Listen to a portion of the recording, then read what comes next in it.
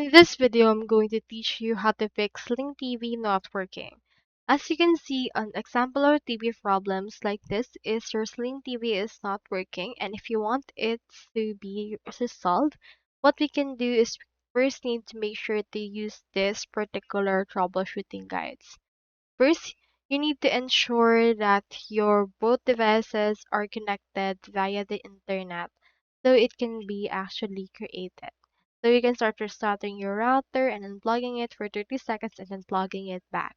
You also need to be on the latest update, then after that restart your device. So it may fix some minor bugs for that.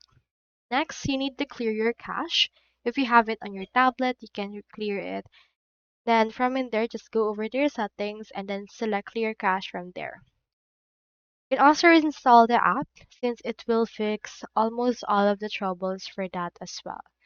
Now you can also check your network, change to a different one, check your device software, and contact support by going to this right here. So that's all there is today, and I hope this video helped you out.